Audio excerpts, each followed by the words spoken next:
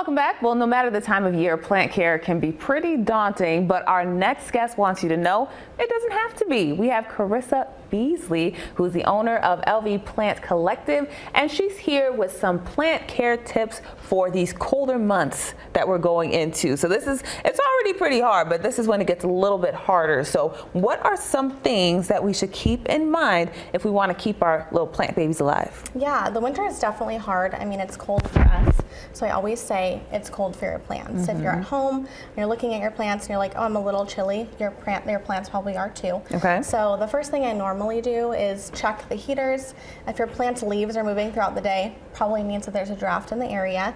So move them away from the heaters, move them a little bit closer to a window. Definitely can help them feel a little bit warmer during the winter. Okay. And then as far as, when do you know that something is wrong? Like, what should you be looking out for? Yeah, I mean, during the winter, you're going to have yellow leaves, brown leaves. It's totally normal. People seem to freak out, and it can be like a scary thing. But normally, just check if you feel like leaves are browning, totally okay. If the whole plant is yellowing, usually an issue. So the next thing that I normally always say is your plants need to dry out a lot longer during winter. We're getting so much less sun. So we always use a moisture meter. It's super easy. You literally just stick it in your plant. In the front here, it tells you what the dry level is. So that way you're not over or under watering your plants, and most plants will kind of wait and tell you when they want water during the winter. How do they tell you? What are we looking for? Yeah, which can be, you never really know. But most plants get kind of droopy. They'll get kind of sad looking. You'll be able to tell the leaves will get kind of curly.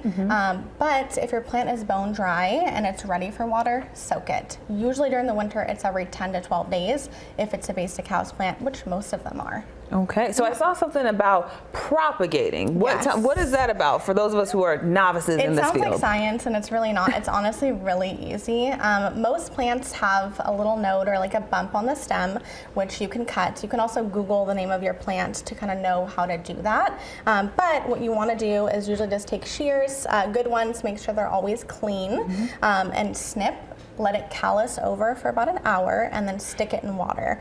That way roots will develop, and then once you're ready, you can go ahead and stick it in a really, really good soil mix and you have a whole new plant. Also a really good option is if your plant's starting to die off in the winter, maybe you overwatered it, snip, take a bunch of cuttings, have a backup plant. You can't go wrong with that either. Okay, well, I love that. So these are some great tips, but because you're not there to hold our hands, but you have a resource that those of us who are, less versed can go check out. Yeah, so we are very, very education based. That's my #1 goal.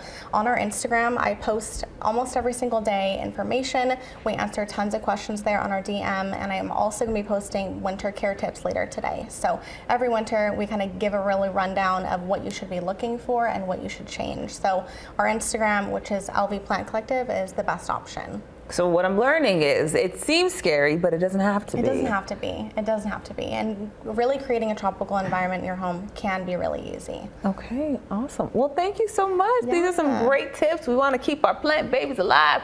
Jason, I'll send it over to you.